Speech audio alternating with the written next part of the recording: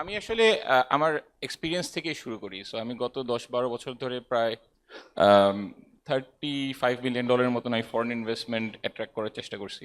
And it's not যে আমার পিছনে কোনো ব্যাকিং ছিল, গিয়ে গিয়ে একজনে কথা বলেই চেষ্টা করেছি। সো প্রথম দিকে যেটা হতো সেটা হলো কি যে বাংলাদেশে আসলে ব্র্যান্ডিংটা ইজ নট দেয়ার। হ্যাঁ, সো বাংলাদেশের ব্র্যান্ডিংটা 2013-14 ছিল যে আচ্ছা এই দেশে অনেক ফ্লাড হয়। হ্যাঁ, এখন হয়তো বা এটা চেঞ্জ হয়ে যেখান থেকে গার্মেন্টস আসে। সো এই ব্র্যান্ডিং সাইডটাতে আমাদের আসলে ফোকাস করাটা ইম্পর্টেন্ট। অ্যান্ড এই ব্র্যান্ডিং ইজ নট যে আমরা একটা ব্রোশিওর পাবলিশ করলাম কিংবা একটা ডকুমেন্টারি পাবলিশ করলাম and it's done. It's about relationships. So আমাদের আসলে we need to support entrepreneurs, or we need to support people who are talking to other investors around the world, যাতে তারা বাংলাদেশের স্টোরিটাকে বুঝাতে পারে। সেকেন্ড যে জিনিসটা আসলে আমাদের গত 3 থেকে 4 বছরে ইস্যু হয়ে দাঁড়াচ্ছে সেটা হলো গিয়ে যে বাংলাদেশে the number of success cases are very limited. হ্যাঁ, যে maybe there is a entrepreneurial support till a certain point, কিন্তু তারপরে কিন্তু আসলে সাপোর্টটা পাওয়া যায় না। সো একটা ফরেন ইনভেস্টরের উপরে ডিপেন্ড করে একটা বিজনেস ক্র্যাশ থেকে দাঁড় করানো ইজ ইজ মানে ইটস প্রবাবলি নট পসিবল, কারণ লোকাল যে ইকোসিস্টেম যেটা সাপোর্ট করার দরকার, ব্যাংকিং ইকোসিস্টেম কিংবা গভর্নমেন্টের ইকোসিস্টেম, এই ইকোসিস্টেমগুলা is is still very immature. হ্যাঁ, এবং এই ব্যাংকিং সেক্টরের আসলে একটা চেকলিস্ট বেসড, ইটস নট যে banking sector is not doing risky investment. আমাদের 30 to 40% of banking assets are gone, right? Some of it is scam, but a part of it is bad investment. হ্যাঁ, so ওই সেক্টরগুলোতে আসলে skill development কিংবা তাদেরকে কীভাবে আমরা force করব to think about new avenues, I think that needs to be thought out. এখানে যেই জিনিসটা আছে সেটা হলো গিয়ে যে একটা ওভারক্রাউডিংয়ের একটা ব্যাপার আছে, যে সার্টেন সেক্টরস কিংবা সার্টেন গভর্নমেন্ট যদি হিউজ বাজেট ডেফিসিট করে অ্যান্ড হাই ইন্টারেস্ট রেট রাখে, দ্যাট ওভারক্রাউডস দ্য আদার সেক্টরস। মানে হয়তো বা ব্যাংকার্সরা তেমন বেশি এফোর্ট না দিয়েই ভালো ভালো প্রফিট করতে পারতেছে।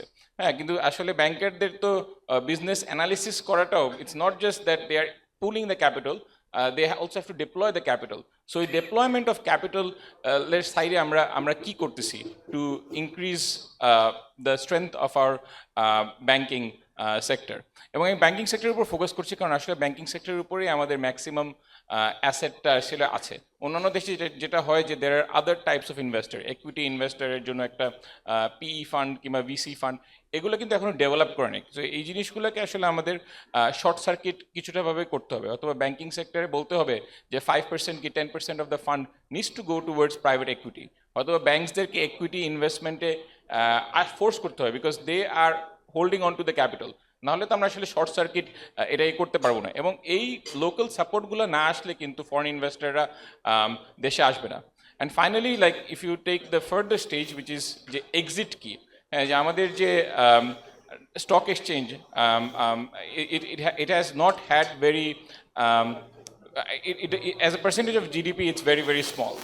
And stock exchange যে নিয়ম কানুন, সেই নিয়ম কানুনগুলো আসলে এতটাই রিজিড যে only the people with bad intention can pass through that rules.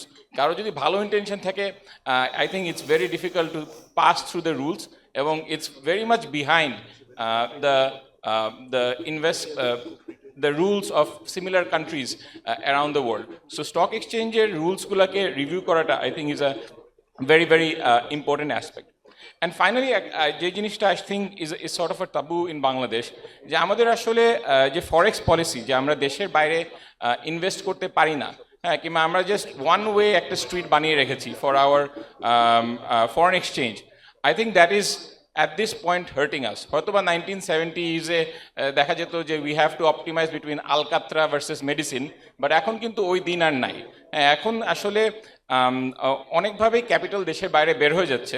হ্যাঁ, যেটা যদি আমরা লিগালাইজ করতে পারতাম, I think we could project a lot more confidence. So Bangladesh ব্যাংকের যে পলিসি আছে যে দেশের বাইরে ইনভেস্টমেন্ট করা যাবে না, মানে আমি কেন বাসার মধ্যে 1 কেজি গোল্ড বার কিনে রাখবো যখন আমি হয়তো বা S&P 500-এর স্টক কিনতে পারি? So why we are not considering that আমাদের অন্য দেশেও আমরা ইনভেস্ট করতে পারি? আমরা ভিয়েতনামে ইনভেস্ট করতে চাই। আমরা ভিয়েতনামে ইনভেস্ট করলে দেশের ক্যাপিটাল স্টক ইমপ্রুভ করবে। আমি যে গোল্ড না কিনে রেখে যদি আমি ভিয়েতনামে কয়েকটা ফ্যাক্টরি দিতে পারতাম, I think that would increase Bangladesh's ROI as a whole. I don't think the problem in Bangladesh is that we don't have the capital. I think the problem is that we are not using the capital well. Thank you.